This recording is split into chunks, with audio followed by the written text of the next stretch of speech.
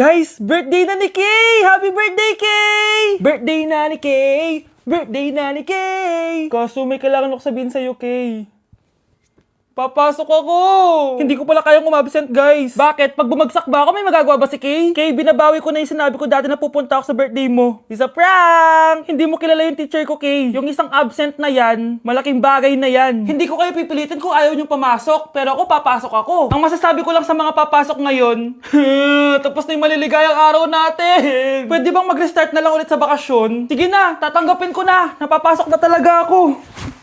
4:40 na at 7 AM yung pasok ko, so tara na guys, pasok na tayo. Kay, kung ako sa'yo, i-move mo na lang yung birthday mo ng Sabado para makapunta kami lahat. Totoo ba to? Napapasok na ako? Hindi to totoo, hindi to totoo. Over. Sige na, alis na ako. Guys, January 4 na. Ibig sabihin, birthday na ni Kay bukas. Alam naman natin na walang pasok bukas kasi national holiday yun. Lahat tayo pupunta sa birthday ni Kay. Etong kapatid ko guys, hindi siya papasok bukas kasi Pupunta ako sa birthday ni Kay. at dahil bukas na yung birthday niya, bibili ako ng regalo para sa kanya. Magluluto din pala ako ng handa para sa kanya kasi potluck daw bukas. Guys, nandito na kami sa mall kasi mamimili na ako ng regalo para kay Kay. Hindi ko nga alam kung anong re-regalo ko sa kanya. Kung sapatos ba, cellphone, tablet, bahay, kondo.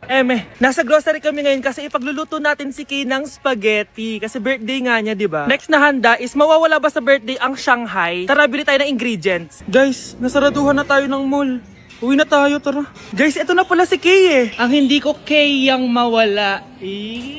Charan! So, ito yung mga regalo ko para kay Kay. So, unahin natin dito. Ano kayang laman neto? So, binilang ko siya ng deodorant. Kailangan ko bang explain ko para saan to? Next naman natin, ito guys. So, guys, binilang ko siya ng shoes. Sabi niya kasi favorite color niya yung blue, kaya binilang ko siya ng pink. At ito na guys, naubos pera ko dito. Kita niyo naman yung logo na yun, no? May kagat yung mansanas, oh.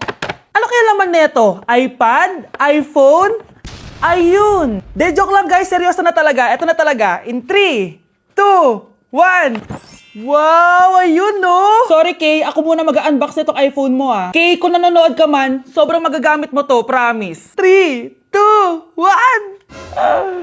Magagamit mo to sa kusina nyo. Oh, magugas ka dun. Guys, eto na. Magluluto na ako ng spaghetti at ng hangshai para kay Kay. Grabe ka, Kay. Most awaited talaga birthday mo. Sariling birthday ko nga. Hindi ko kaya paglutuan sarili ko. Nawasa?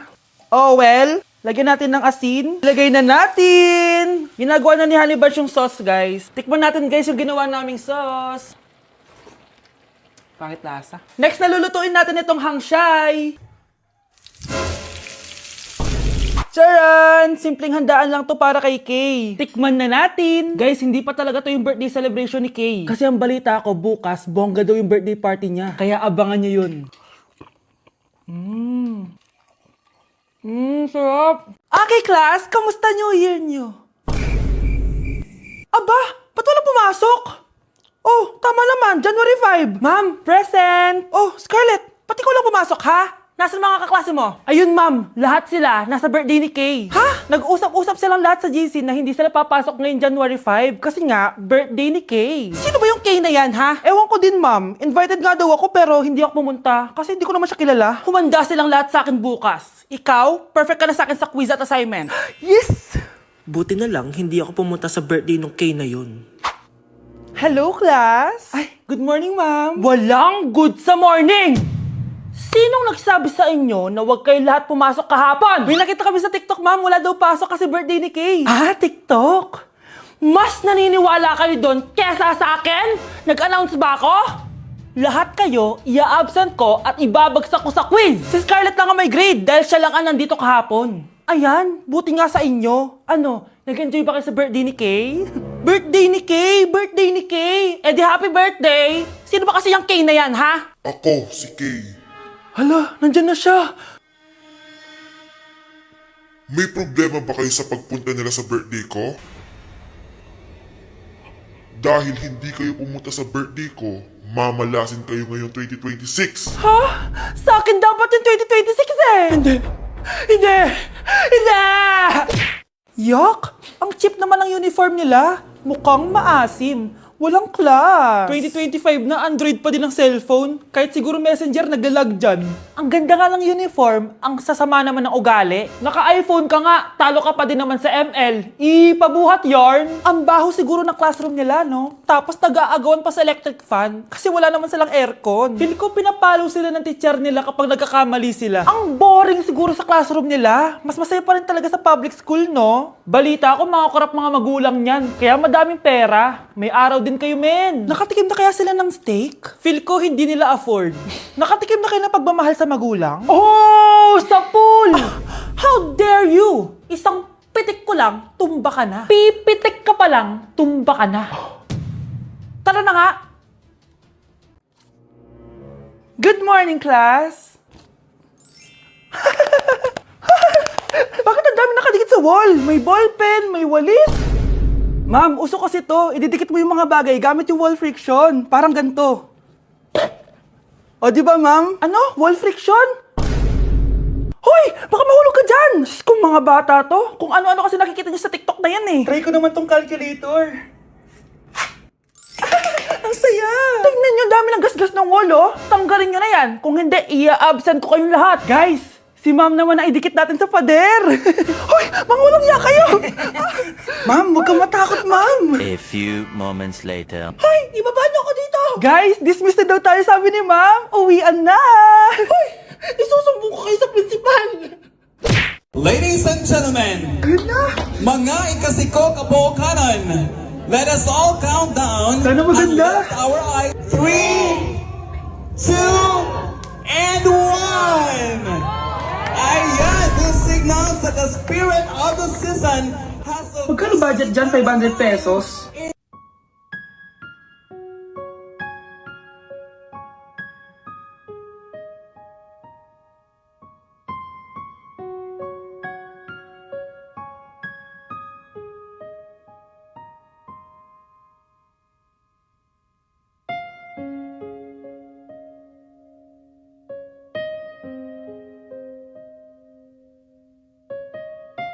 Okay, class! Namiss nyo ba ako? Bumalik na si ma'am! At dahil first meeting natin, hindi muna ako magli-lesson. Gusto nyo ba yon? Ma'am, pwede po kami kumain sa kantin? Sure! Oh, yung mga gustong kumain, kumain na. Gawin nyo na lahat ng gusto nyong gawin. Basta, today lang yan ha. Next week, magli-lesson na tayo. Grabe, ang bait talaga ni ma'am, no? True, be. Kaya favorite ko yan si ma'am eh. Tara na, kain na tayo. Okay, class. What is the powerhouse of the cell? Scarlett? Ano ba yun? Starts with letter M. Mitochondria? Very good! Kaya mo naman pala eh. Thank you, ma'am. O, class, mag-e-exam kayo ha. Dinalian ko na to para sa inyo. Lahat ng nasa lesson natin, nandito. Okay, get one and pass. Oo nga, ang dali lang. Makaka-perfect pa ata ako. A few moments later. Okay, time's up. Pass your papers. Wow naman, lahat kayo nakakuha ng high scores. Magaling ka kasi magturo, ma'am. Okay, class, dahil Friday ngayon, gusto ko mag-enjoy kayo sa weekends. Kaya naman, hindi ako magbibigay ng assignment. Yes, thank you, ma'am. Makakagala ako. At isa pa, class, malapit na mga anak si teacher, oh. Magli-leave muna ako ng ilang months. Ha? Habang wala ako, si Ma'am Diana muna ang papalit sa akin. Maging mabait kayo sa kanya, ha? Hi, class. Namiss niyo ba ako? At dahil first meeting natin, may surprise quiz kayo. Nandito na naman yung pet peeve ko. Hindi! Hindi! Gusto ko lang maging malinaw sa inyo na dito sa klase ko, ako ang nasusunod. Naintindihan? Ma'am, ito po yung assignment ko. Anong klaseng assignment to? Parang ginawa lang ng bata. Mababa lang grades mo dito, ha? Pinaghirapan ko yung assignment na yun. Sino ang pambansang bayani natin? Ma'am, Scarlett. Ang pambansang bayani natin ay si... Oops! Napakabagal mo sumagot. Ang pambansang bayani natin. Straight to the point ang kailangan ko sagot. Ayusin yung sumagot, ha? Hindi na kayo elementary. Opo, ma'am. Pinayagan ba kita kumain sa loob ng klase ko? Ma'am. Akin na yan. Kung ayaw niyong binabastos kayo, wag niyo akong bastusin. Oo, be. Kain tayo sa labas mamaya, ha? Hala, galit na si ma'am. Umalis lang ako saglit, ganyan na kayo. First meeting pa lang natin, pinapakita nyo ng mga ugali nyo. Buti pa yung kabilang section, tahimik lang. Kayo na ata ang worst section na napuntahan ko. Kung kami ang worst section, ikaw ang worst teacher. Ah, sorry po, ma'am. At dahil dyan, bibigyan ko kayo ng maraming assignment. Ma'am? Oh, Scarlett, kamusta ka? Sana ikaw na lang ulit teacher namin. Ang sungit ng bago naming teacher eh. Hayaan mo. Next quarter, ako na ulit ang magiging teacher nyo. Talaga, ma'am? Thank you, Lord!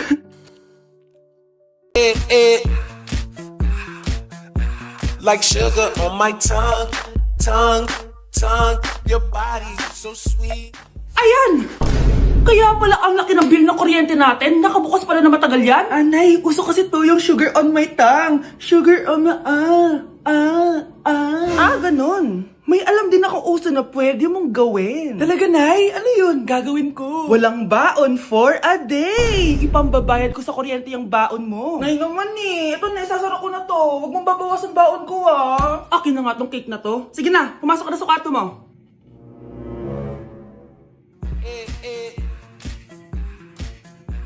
Like sugar on my tongue. Anak, nakita mo ba yung cellphone ng tatay mo? Nilagay ko dun sa loob ng kabaong niya bago siya ilibing. Ha? Ba't mo naman ginawa yun, anak? May mga importante laman dun. Baka sakaling buhay pa siya para matawagan niya ako. Ay, Diyos ko talaga tong batang to.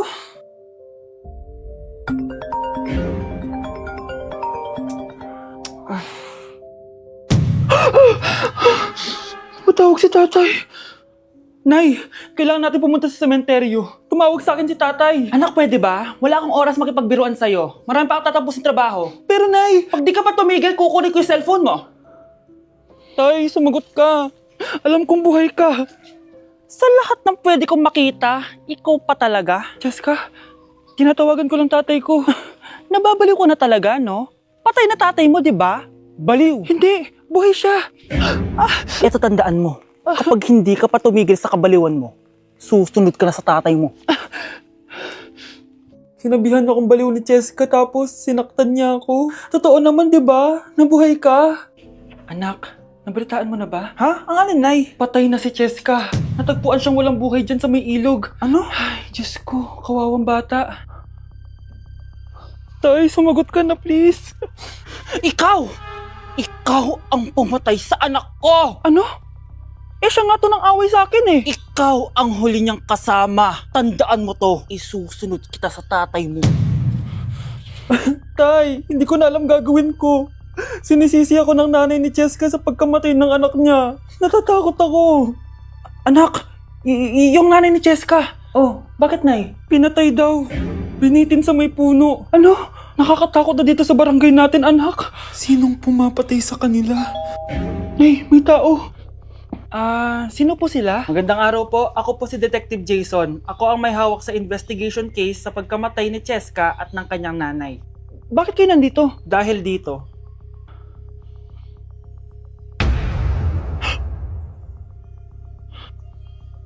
Nay, ikaw pumatay sa kanila? Oo, anak.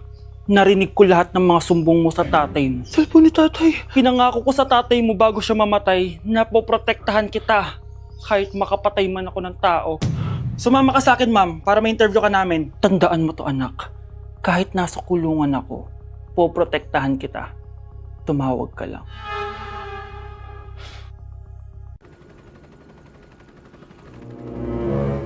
OMG, grabe yung baha, oh. For sure, marami naman nakurakot si Dad. Paldo. Oh, Jessica, ba't ang aga mo? Di ba traffic kasi baha? Ay, opo ma'am. Baha nga po eh. Kaya pinag-helicopter na ako ni Daddy para safe ako. Kawawa nga po yung mga tao eh. Wow, sana all. Yes Daddy? Opo, nandito na po ako sa school. Yung baon ko 1 million ha. Send mo na. Ha? 1 million yung baon niya? No! Binasa mo yung Chanel bag ko! Sorry, Jessica. Alam mo ba kung magkano to, ha? 600,000 to! Mas mahal pa to sa bahay nyo! Napakamahal naman yan. Whatever. Papabili na lang ulit ako. Salamat ka, mabait ako. Nahiya naman tong 300 peso na bag ko. Be, tara sa kantin. Nag-crave ako ng siomay tsaka ng kwek-kwek. Tara. Pwede bang sa Wolfgang na lang tayo mag-lunch? Hindi kasi ako sanay sa mumurahing pagkain.